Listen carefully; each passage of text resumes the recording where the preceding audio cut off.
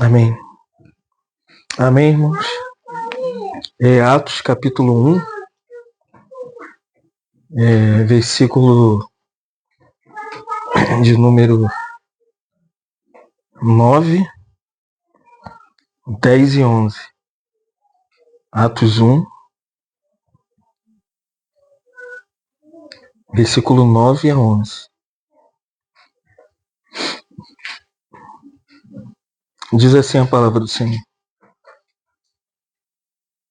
Dita essas palavras, foi Jesus elevado às alturas, à vista deles, e uma nuvem o encobriu dos seus olhos. E estando eles com os olhos fitos no céu, enquanto Jesus subia, eis que 2 varões vestidos de branco se puseram ao lado deles. E lhes disseram: varões galileus, por que estáis olhando para as alturas? Este Jesus que dentre vós foi assunto ao céu, virá do modo como vocês o viram subir. A gente já caminhou um pouco pelo livro de Atos, né? E o livro de Atos, ele tem uma maneira muito clara de mostrar 2 grandes ministérios no Novo Testamento. Que primeiro é o ministério de Pedro, né? Que você percebe que do capítulo 1 até o capítulo de número 12 você tem o ministério de Pedro. Então a gente poderia dizer que a primeira grande divisão desse livro cabe olhando para o capítulo 1 ao 12, que é o ministério de Pedro. E o capítulo 13 até o capítulo 28, você tem outro ministério, que é o ministério de Paulo. Então a gente poderia dividir esse livro assim, o ministério de Pedro e o ministério de Paulo. Só que nós ainda não saímos do capítulo 1, né? Porque é um livro que, como nós já falamos, né? Quem escreveu o livro de Atos foi Lucas. E Lucas, ele é um médico, ele é um irmão chamado, comissionado, com um chamado apostólico, só que ele é um médico. E como médico, ele tem uma preocupação em mostrar para essa pessoa que é chamado, se lembra que nós falamos quem é a pessoa para quem Lucas escreveu? É Teófilo. Então ele está escrevendo para Teófilo, que nós explicamos o que significa o nome Teófilo, é aquele que ama a Deus, ou uma outra tradução poderia ser aquele que é amigo de Deus. Então a preocupação de Lucas é mostrar o que Jesus veio fazer e o que Jesus veio ensinar.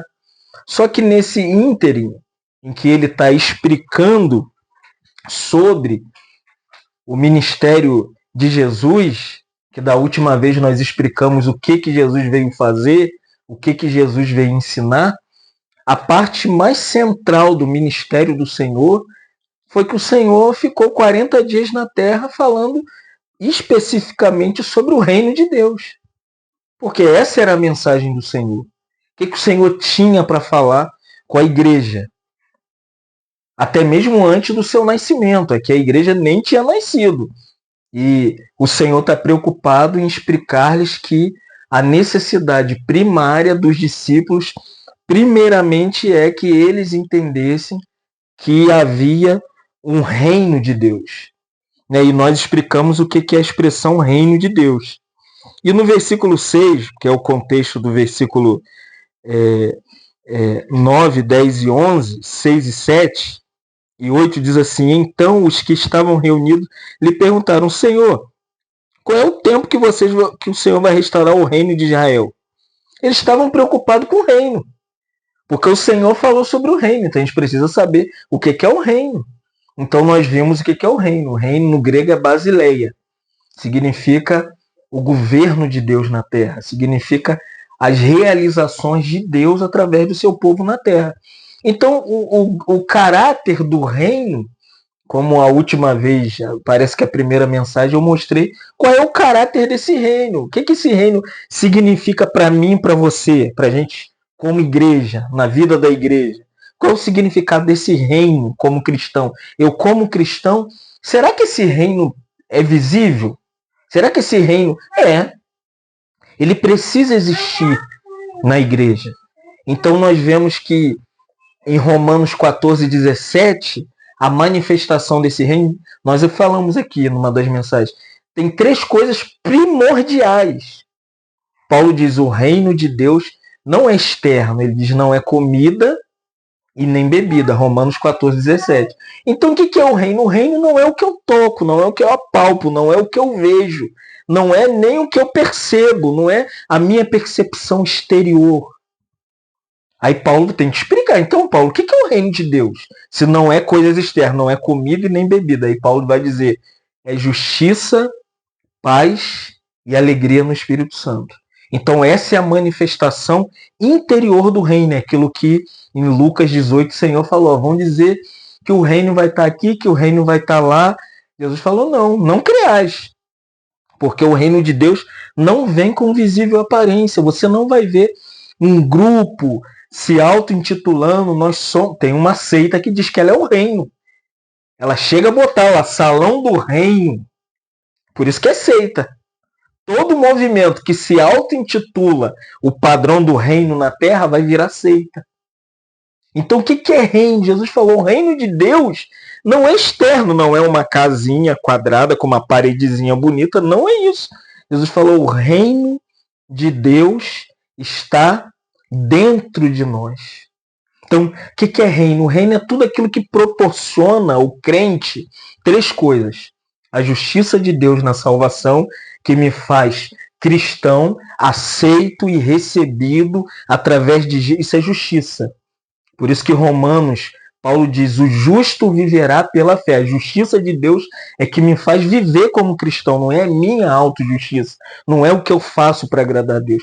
Então, quando Paulo diz que existe uma justiça, essa justiça é que primeiro me foi dada através de Jesus Cristo para mim ser aceito pelo Pai. Então, agora eu sou recebido na casa do Pai, na igreja. Só que tem uma outra coisa, é a paz. A outra manifestação desse reino é uma paz que, primeiro, é a paz que meus pecados foram perdoados, eu fui recondicionado a uma comunhão relacional com o Pai. Então é aquilo de Romanos 5:1, quando Paulo diz assim, né? Justificados mediante a fé, Paulo diz: temos paz com Deus. Qual é a nossa maior necessidade? É a paz com Deus. Não confunda a paz com Deus com a paz de Deus. A paz com Deus é que eu era pecador e ia para o inferno. Deus, né, enviou o seu filho, morreu na cruz em meu lugar, agora eu estou em paz com o Pai de Jesus. Se tirar Jesus, Deus quer a nossa morte. Faca na caveira, meu filho. Por que Deus não mata a gente? Mesmo sendo pecadores. Porque nós estamos em Cristo. Em Cristo somos aceitos de novo para o Pai. Agora, a paz de Deus é aquela de Filipenses capítulo 4, que Paulo diz que essa paz que excede todo o entendimento. É aquilo: faltou dinheiro para pagar a conta. Aí você dobra o joelho e fala: obrigado, Senhor. Você está em paz, mesmo não tendo dinheiro para pagar a conta. Discutiu com o marido. Cada um vai para um lado. Eu vou pedir perdão, vai lá, né? Tem que trazer paz para casa. Então você traz a paz para o lar. Você está com problema com o vizinho, problema com o parente, você perde a paz. Essa é a paz de Deus. Essa é a paz de Deus que você precisa ter. Por isso que essa paz vem da paz com Deus. Se eu fui pacificado com Deus, eu tenho que ter paz com o Silvio. Eu não posso viver em pé de guerra com ele. Mas de vez em quando tem que ter um pé de guerra entre a gente, né? De vez em quando tem um casal, tem filho, né? Tem pessoas no trabalho. E, por último, Paulo diz que o reino é alegria. O que é alegria? Alegria é aquela coisa que, mediante as incertezas, as intempéries da vida, doença, fraqueza, problema financeiro, é igual o Abacuque: ainda que a figueira não floresça, a vide não dê o seu fruto, Qual é a oração de Abacuque? Todavia, a nossa alegria não está baseada. Se tem 50 irmãos aqui, eu estou pregando como se eu estivesse pregando para 10 mil. Eu estou vindo de Maricá, Angra dos Reis, Cabo Frio. Eu acho que eu preguei para uma multidão de pessoas. Mas se tiver 2 ou 3, 5, 6 irmãos, a minha motivação é que a alegria do Senhor é a nossa força. A nossa alegria não é o quanto o nosso ministério vai ser evidenciado, quantas pessoas vai ver o vídeo. Não é nada disso, irmão. Não é nada disso. A nossa alegria é o Senhor. A nossa satisfação é o Senhor. Então eles estão perguntando: o que é o reino? Jesus, no versículo 7, respondeu Jesus: não compete vocês ficar se preocupando com o reino. Quando vai começar o reino? Ou em que época vai vir o reino ao qual o Pai reservou pela sua exclusiva autoridade? Mas qual é o chamado para eles? É o versículo 8. Lê o versículo 8. Mas receberão poder quando o Espírito Santo descer sobre vocês, e serão minhas testemunhas em Jerusalém, em toda a Judéia e Samaria, e até os confins da terra. Percebeu? Eles estão preocupados quando o reino vai vir. Quando é que as coisas futuras vão acontecer? Mas aqui, na verdade, a preocupação deles é porque o governo romano se colocava sobre os judeus, pedia impostos, né? Eles estavam ali abafados. E eles falaram: nós queremos uma libertação disso. Porque eles pensavam que Jesus iria vir como um general, alguém para libertá-los de Roma. Não, irmão. E vem Jesus, o rei dos judeus, nascendo numa manjedoura, lugar onde os animais comem capim. Aí, na hora que o rei vai entrar em Jerusalém, como que rei entra? Como que um rei entra? Num cavalo imponente. Vem Jesus num burrinho. Que rei é esse? Então, Jesus mostra aqui que, na verdade, para a gente, a nossa comissão é receber poder do Espírito Santo. Vocês vão receber o poder do Espírito Santo para darem testemunho daquilo que eu quero que vocês sejam. Como crentes, como igreja, como filho de Deus. Mas recebereis poder ao descer sobre vós o Espírito Santo e sereis as minhas testemunhas aonde? Em toda a terra, irmãos. Porque o que eles estavam querendo era um reino físico, terreno, uma libertação de Roma. Jesus falou: não, o que eu quero para vocês é eclesia. Quero vocês indo. Por isso que o nome igreja é eclesia. Significa chamados para fora. Para dentro é só por um instante. Para dentro é só para ensinamento apostólico, só para comunhão, só para partir o pão, só para oração. Mas eclesia, a essência da eclesia é Atos 1:8. Porque imediatamente você tem o versículo 9. Imediatamente depois que Jesus fala: olha, vocês vão receber poder ao descer sobre vós o Espírito Santo, e vocês vão ser testemunha em Jerusalém, na Judéia, Samaria, os confins da terra. Ditas essas palavras, foi Jesus elevado às alturas, à vista deles, e uma nuvem o encobriu. Isso aqui, irmãos, essa palavra aqui é uma palavra esquecida, igreja. É uma palavra esquecida porque a gente fala muitas vezes da morte do Senhor, né? Do sepultamento do Senhor e da ressurreição do Senhor. Nós até já tocamos nisso aqui, uma das mensagens, sobre a morte, sepultamento, ressurreição do Senhor. Mas aqui você tem uma outra coisa, que é a ascensão de Cristo. Ninguém prega mais sobre a ascensão de Cristo. Se for numa reunião amanhã, num culto público, dificilmente você vai ouvir isso aqui. Sobre a ascensão, eu até estava falando com um irmão, aí perguntei para ele, né, o que você acha da ascensão de Cristo? Ele falou: o que é isso? Como assim? Ascensão significa subir, alçar, ser levantado. Então, por que a ascensão é prioridade à vida cristã? A gente precisa conhecer essa doutrina da ascensão. Por quê? Porque ela é um marco. Se Jesus somente morresse, fosse sepultado e ressuscitasse, ficasse 40 dias na terra e não subisse aos céus, não fosse levantado, alçado, colocado no trono com o Pai, dificilmente a gente poderia ser cristãos. Então, quando você pega Marcos, capítulo 16, 19, Marcos diz assim: de fato, o Senhor Jesus, depois de ter falado, ele foi recebido no céu. Olha isso aqui. Ó, ele foi recebido, ele subiu ao céu, e Marcos diz assim: e se assentou à direita de Deus. Ué, o que é ascensão? Ascensão é que o Senhor saiu da terra, e saindo da terra, o Senhor fez o quê? Ele se assentou nos céus. E olha só, Lucas 24, 51, Lucas diz assim: aconteceu que enquanto os abençoava, ia se retirando deles, sendo elevado para o céu, a ascensão. Então, não só a morte, o sepultamento, a ressurreição, os 40 dias em que Jesus esteve na terra, é parte daquilo que a gente chama de evangelho. O evangelho compreende isso: morte, sepultamento, ressurreição e ascensão. Se na mensagem evangélica da igreja não tem a ascensão de Cristo, a gente nem é cristão. Nem conhecemos a salvação de Jesus Cristo. Porque na ascensão Jesus assume a sua posição de autoridade junto ao Pai. Por isso que quando você pega Paulo escrevendo a igreja em Éfeso, ele diz assim, né? Bendito Deus e Pai de nosso Senhor e Salvador Jesus Cristo.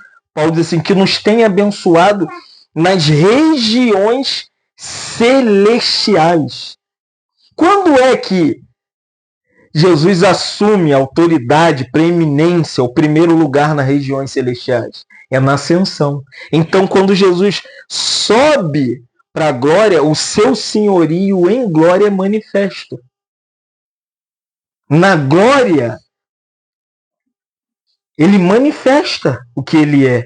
Então, quando você pega lindamente Atos 2, 32 e 33, Lucas diz assim: a esse Jesus, Deus ressuscitou, do que todos nós somos testemunhas. A ressurreição é uma parte do evangelho. Jesus ressuscitou. Essa tem que ser a nossa proclamação. Essa tem que ser a nossa fé. A gente encontrar qualquer pessoa que negue a ressurreição de Jesus, não é cristão. Olha só, mas Lucas continua e diz assim: exaltado, pois, à destra de Deus, tendo recebido do Pai a promessa do Espírito Santo, derramou isto que vocês estão vendo e ouvindo. Isso aqui está falando do dia de Pentecostes, quando houve a indagação do povo, o povo falou: o que está acontecendo aqui? Os outros falando em língua, tendo visão, tendo revelação. O que é isso? Aqui Pedro se levanta e fala: não, o que está acontecendo aqui é que Deus, o Pai de Jesus, o ressuscitou. Não só o ressuscitou. Quando Jesus ascendeu aos céus e se assentou no seu trono de majestade, Lucas, ou melhor, na pregação de Pedro, Pedro diz: ele foi exaltado. Você tem noção, irmãos? Por isso que não cabe a gente ficar brigando, discutindo, arrazoando quanto igreja, quem está certo, quem está errado. Gente, Cristo está exaltado. Se ele está num lugar de proeminência para a igreja, como cabeça da igreja, ele está governando o seu povo, gente. Aí se der errado, Cristo está governando. E se as coisas não saem do jeito que a gente quer, Cristo está governando. E se as coisas não dão certo, a gente não consegue entender a situação que está acontecendo entre os irmãos e a igreja. Está aqui, ele foi exaltado. Ele está exaltado. Olha Atos 7,56, quando Estevão estava sendo apedrejado depois que pregou. Pegaram pedra, porque Estevão pregou. E ficaram com raiva de Estevão, começaram a apedrejar Estevão, em Atos 7, né? E Estevão está sucumbindo, Estevão está morrendo. Olha como Lucas diz assim, Estevão dizendo, e disse Estevão, eis que vejo os céus abertos e o Filho do Homem, o quê? Olha isso aqui, a exaltação de Cristo, irmãos, é magnífica. Lucas diz, na visão de Estevão, que Jesus está em pé. Irmão, não é gente que está em pé controlando a igreja. Não é gente que está tentando manipular os irmãos na igreja. Ou trazer irmãos para o nosso lado na igreja. Gente, tem alguém que Estevão viu em pé, exaltado. As rédeas do universo estão nas mãos dele. As rédeas da igreja estão na mão dele, irmão.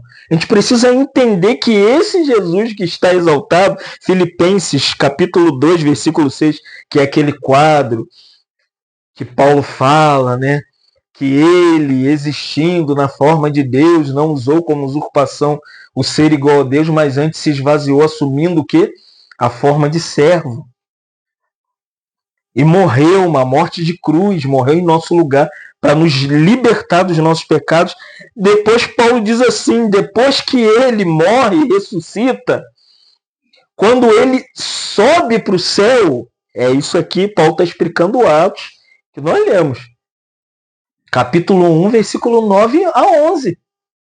Quando ele sobe, Paulo diz assim, pelo que também Deus o Pai o exaltou, irmãos, sobremaneira, e lhe deu um nome que está acima de todo. Irmãos, deixa cair os nomes. O meu nome cai, o nome de fulano, o nome de ciclano, ministério de Beltrano, ministério de fulano, que caiam todos os nomes. Que o nome do Cristo exaltado aqui, Paulo está dizendo, Deus o Pai o exaltou. Por que ele está exaltado? Para que ele foi colocado num lugar de proeminência? Você sabe para quê? Pergunta, para que Jesus foi exaltado? Oi? Todo mundo. Para que Cristo foi exaltado? Ele falou que é para governar. Hã? Vai? Vai, mano. Para governar? Vou te mostrar que é muito maior que isso. Quando ele é exaltado, ele recebe um ministério quadriplicado,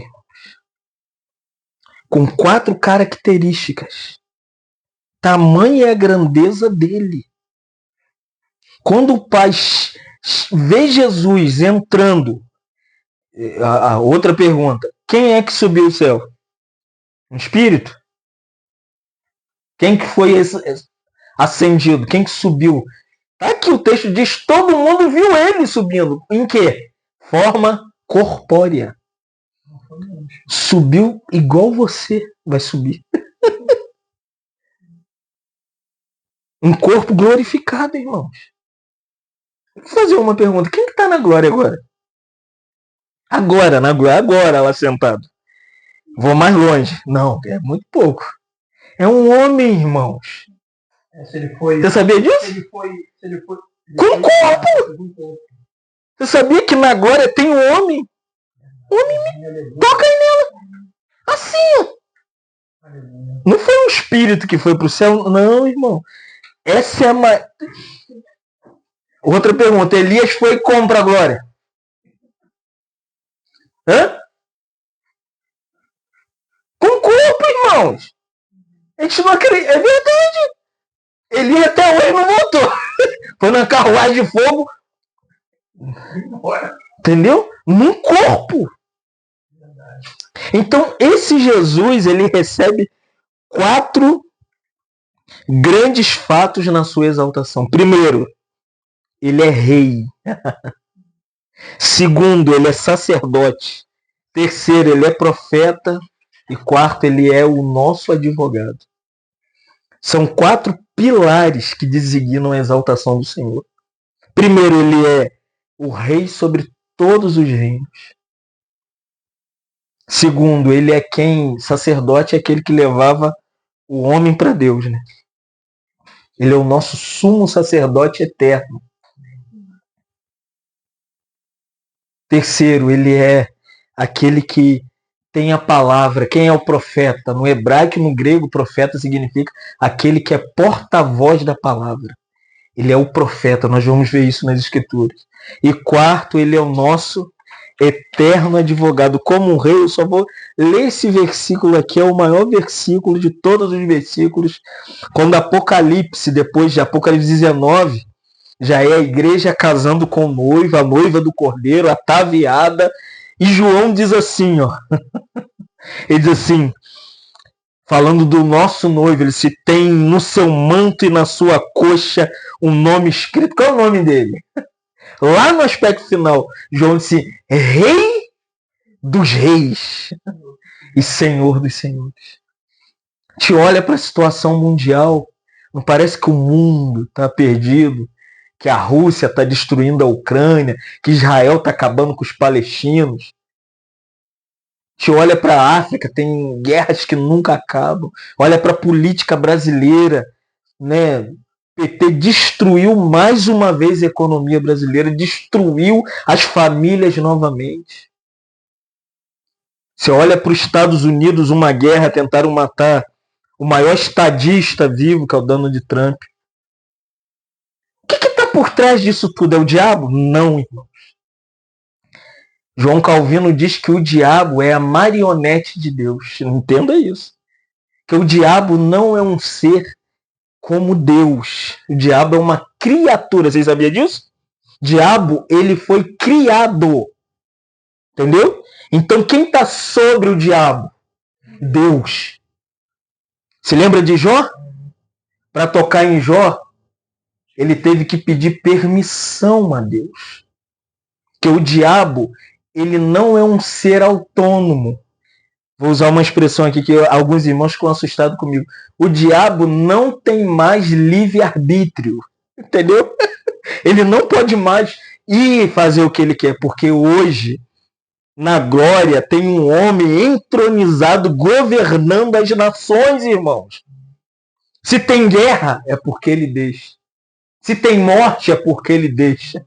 Se tem qualquer situação acontecendo no mundo, é que esse que tem um nome sobre todo nome, como Paulo fala em Filipenses, ou como fala em Apocalipse aqui, e vão mais longe, 1 Pedro 3,22, Pedro diz assim, depois de Jesus ir ao céu, se assentar à direita de Deus, olha o que Pedro diz. Pedro diz assim, os anjos, potestades e poderes lhe submetem.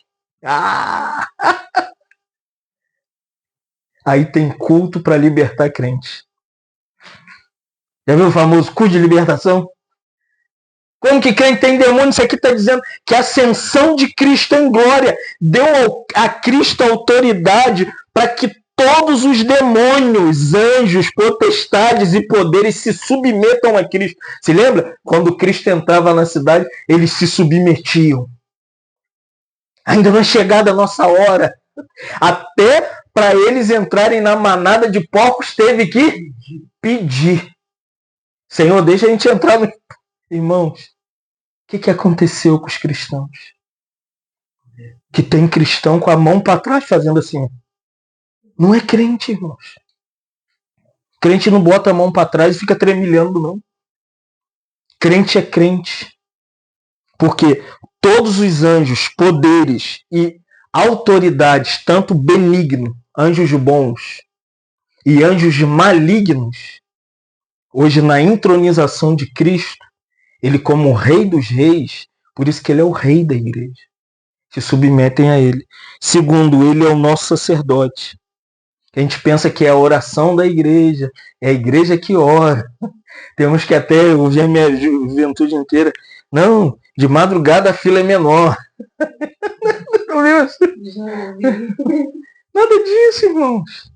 Quem ora pela igreja está aqui em Romanos 8:34, Paulo diz assim, quem vai nos condenar? É Cristo, quem antes morreu ou ressuscitou, está ascendido à direita de Deus, e é Ele quem ora por nós.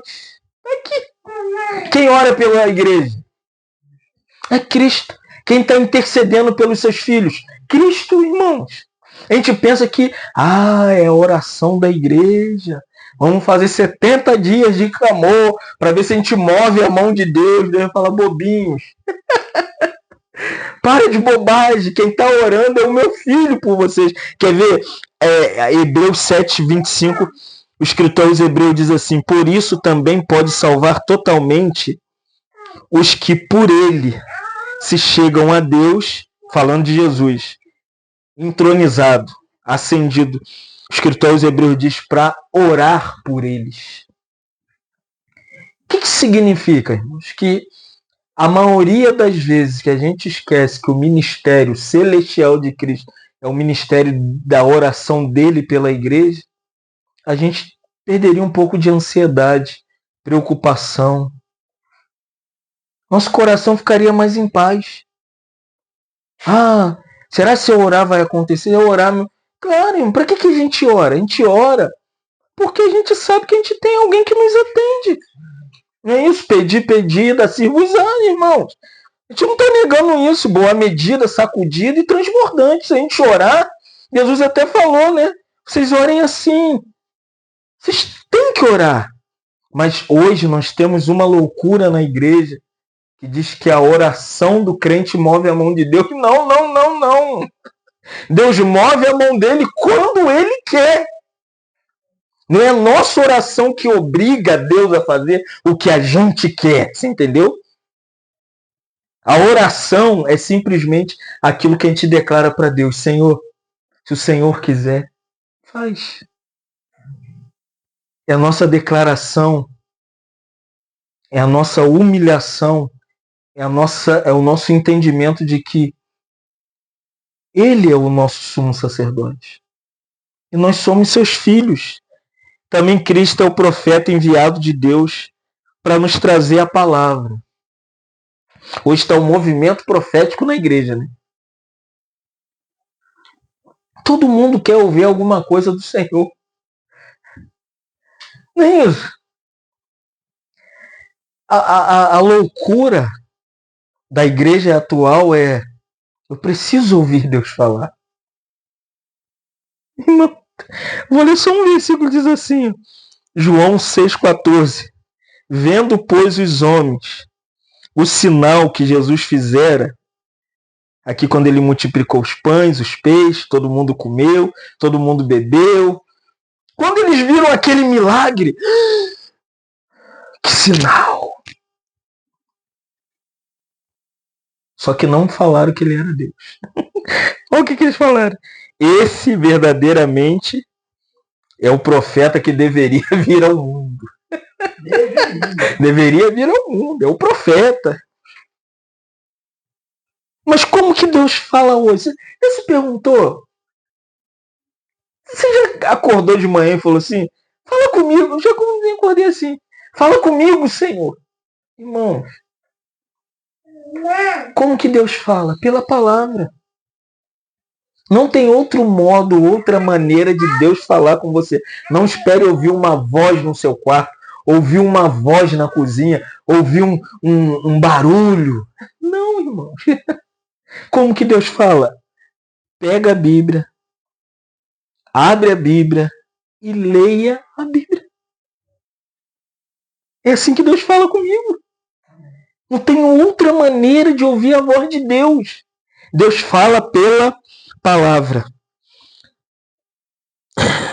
Por último, a gente tem uma dificuldade em lidar com, não só como a realeza de Cristo, como o sacerdócio de Cristo, como o ministério profético de Cristo, mas a gente tem uma outra dificuldade de entender que nós temos nossos pecados perdoados. E se nós continuarmos a pecar, não estou dando nenhum aval para ninguém pecar, viver na prática do pecado, mas nós somos pecadores, redimidos, regenerados, justificados. Nós somos pecadores, irmão. Por isso que o convite de João 8, Jesus falou para a mulher: vai e não peques mais. Porque todo pecador salvo, ele ainda vai pecar. Mas como que a gente lidar depois de salvo, se a gente peca? Olha 1 João 2,2.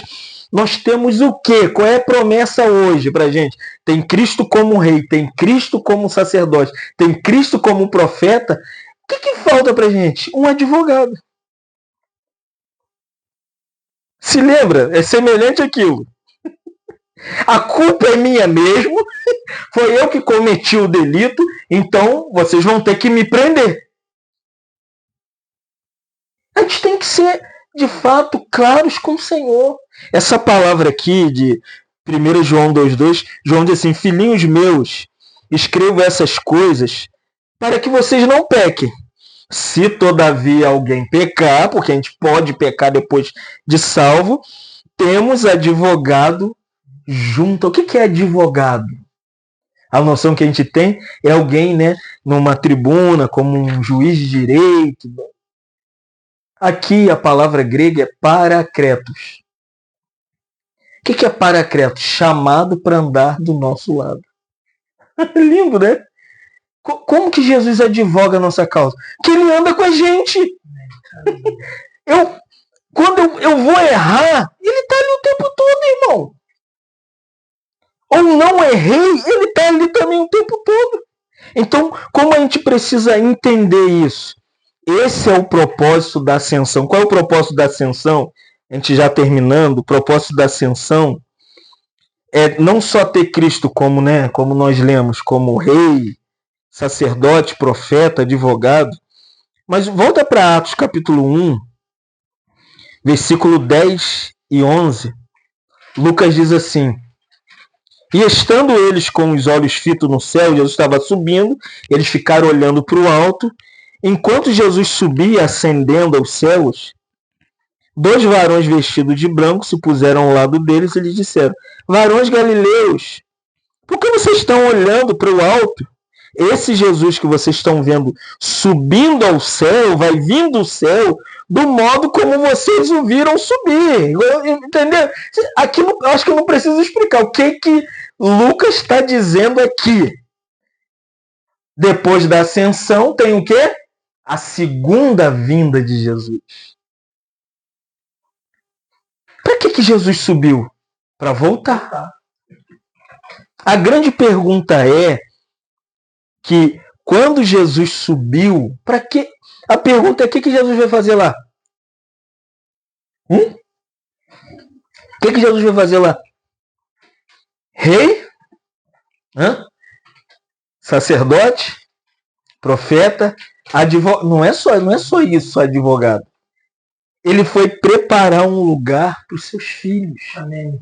Por isso que hoje ele está reinando na igreja, reinando no mundo, está orando pela igreja, está intercedendo por aqueles que ainda hão de ser salvos pela pregação da palavra como sacerdote. Ele está nos impulsionando. Eu estou um mês inteiro só passando em casa, irmão. Passo, beijo a mulher, o filho e vou pregar o evangelho, porque essa é a comissão. E recebereis poder para quê? Dar testemunho. Qual é o testemunho que a gente dá? Jesus vai voltar. E o que Jesus está fazendo hoje? Ele está orando por esses. Pode estar aqui, pode estar ali, pode estar ali, pode estar em qualquer lugar. Porque a necessidade do Senhor é que ele tenha pessoas pregando a palavra. Como? Paulo diz assim: como ouvirão, em Romanos 10, se não há quem pregue? Como crerão se não forem enviados? Aí ele diz: quão formosos são os pés daqueles que anunciam as boas notícias, as boas novas, que é o Evangelho. Então, irmãos, para a gente cabe não só a Jesus o ministério profético, daquele que porta a palavra, mas todos nós somos portadores da palavra de Deus. Todos nós podemos anunciar a palavra de Deus, pregar a palavra de Deus, convidar as pessoas, chamar as pessoas para ouvir a palavra de Deus. Por fim, é que a gente está lidando com pessoas frágeis, fracas, que a gente não pode viver com esse conceito de punir, brigar, juizar. Temos que levar as pessoas para esse advogado. Se errar, se falhar, se fracassar, o que a gente faz? Olha, tem uma saída para você. E essa saída, porque ele fez tudo isso É porque ele vai voltar. O versículo aqui, vocês estão olhando para o céu, ele vai voltar. Como vocês viram ele subir, ascender, ele vai voltar. Porque João 14:2, qual é a promessa? Na casa do meu pai há muitas moradas, se assim não for, eu não vou, não teria dito, olha só, eu vou preparar lugar, irmãos. Qual é a promessa que Jesus vai voltar? Porque ele foi preparar um lugar para a igreja. Quando você pega Apocalipse 21, 1-3, o mesmo João que fala que Jesus foi preparar um lugar, ele vai mostrar como é o lugar. Abre aí Apocalipse, você tem que entender para onde você vai. Você quer saber para onde você vai? Você ainda não sabe, você está enganado. A sua casa não é em Vera Cruz. Apocalipse? Capítulo 21, 1-3. Vou te mostrar onde é sua casa. Aonde é o lugar que Deus está preparando para você, ou vou mais longe. Em João 14, João diz que ele está preparando. Depois, lá no final, o mesmo João diz que já está pronto. Ele vai explicar o que é esse lugar, como é esse lugar, o que tem nesse lugar. João começa dizendo assim, versículo 1 de Apocalipse 21, ele diz assim: vi novo céu e nova terra. Vai existir ou já existe, irmão? Já existe na mente de Deus. E dispôs o primeiro céu e a primeira terra passaram e o mar já não existe. Vi também, olha a morada aqui, ó. Que morada é essa? É a Cidade Santa, a Nova Jerusalém que descia do céu. Esse é o lugar que você vai morar, irmãos. Da parte de Deus, ataviada como noiva, adornada para o seu esposo. Então ouvi grande voz vinda, o quê? Olha só o que está governando o mundo. O que tem lá no céu, na cidade? Um trono.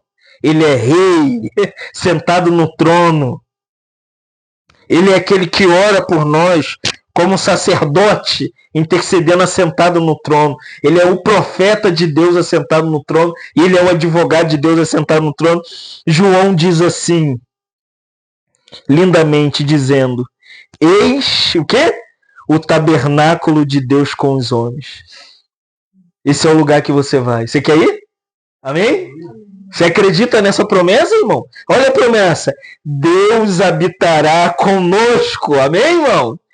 Nós seremos o povo de Deus e Deus mesmo vai estar conosco. Nós vamos morar em Deus e Deus vai morar em nós. Então a certeza da segunda vinda de Jesus é clara.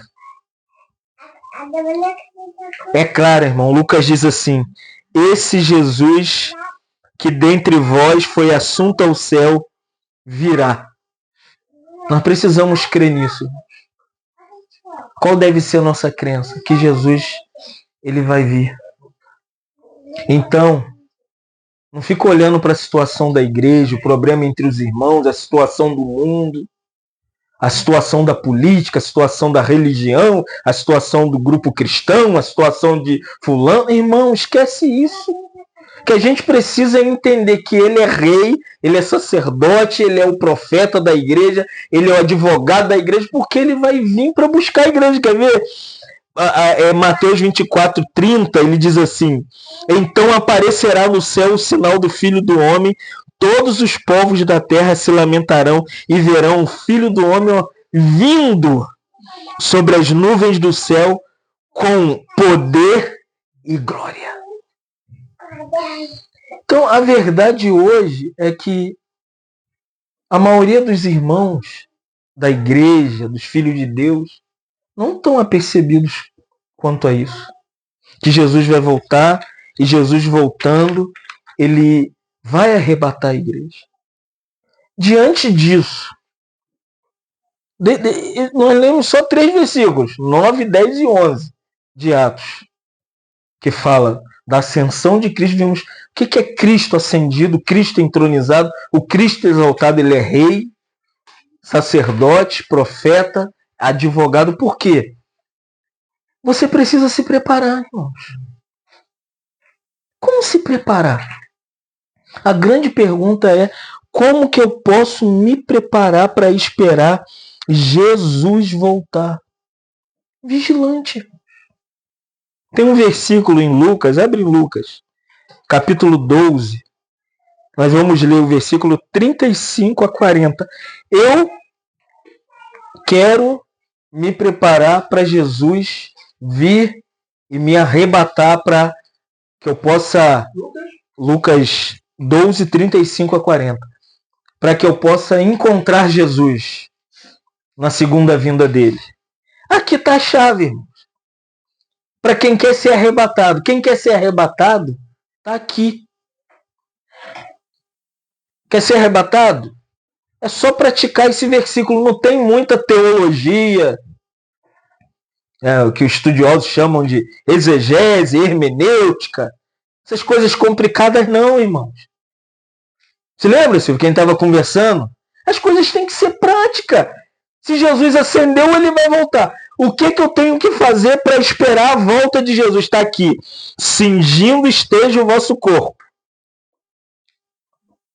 Lucas diz, e acesa. Quem escreveu o livro de Atos?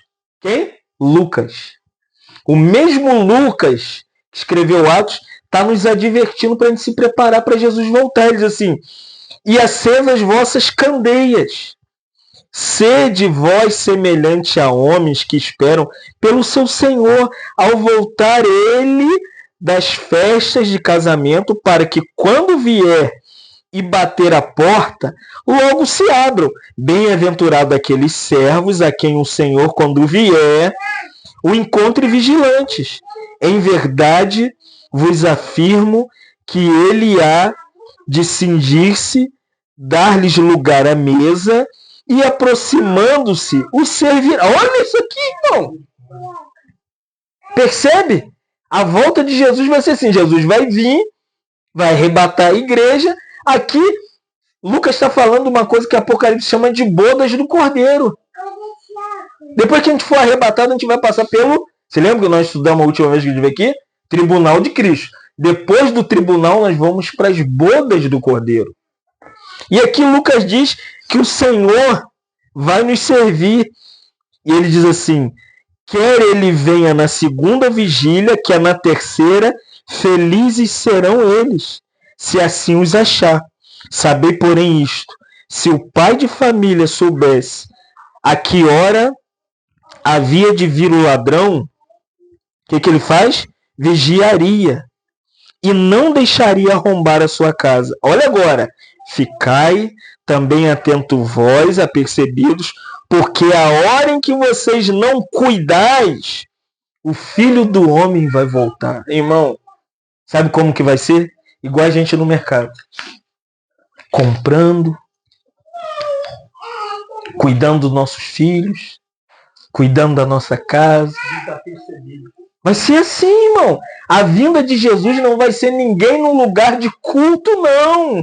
Vai ser nos afazeres mais cotidianos, naquela vida que a gente leva. Por isso que o nosso chamado tem que ser vigilante. Atos diz, porque da mesma forma que vocês viram ele subir, ele virá. Então, irmãos, o que eu quero fazer vindo aqui é preparar vocês para a volta de Jesus. Aleluia. Não é para fazer parte de mais um grupo. Nós nem acreditamos nisso. Uma nova igreja, um novo grupo de irmãos e Miguel Pereira. Não é nada disso. O que a gente tem que fazer é preparar a noiva. Preparar os irmãos. Fundamentar os irmãos, dar doutrina para os irmãos, crescimento espiritual para os irmãos, elevar o nível de vida cristã. Não é ficar teologando. É simples. Ele subiu. Está reinando sobre o mundo, está orando pela igreja, orando pela situação mundial, para os eleitos serem salvos. Ele está nos intimando a pregar a palavra, ele está orando por nós, intercedendo por nós, advogando as nossas causas, porque a gente tem que estar preparado. Entendeu? Por isso que não espere uma multidão para encontrar o Senhor. Quantos foram salvos no dilúvio? 8 pessoas. Depois, chamado de Abraão, Isaac e Jacó. Uma multidão. Êxodo. Cruza o Mar Vermelho. Quantos entraram na terra? 2, Josué e Caleb.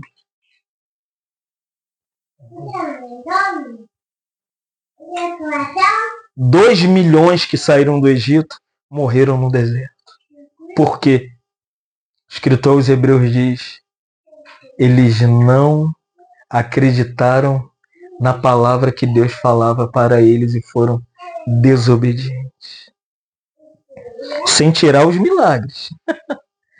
Codornizes, água da rocha, coluna de fogo, nuvem de dia. Milagre a gente nem conta porque nem a Universal faz tanto milagre igual no deserto. Nem a Mundial, nem o Trono de Deus, nenhum grupo cristão faz tanto milagre quanto Deus operou e ninguém foi salvo.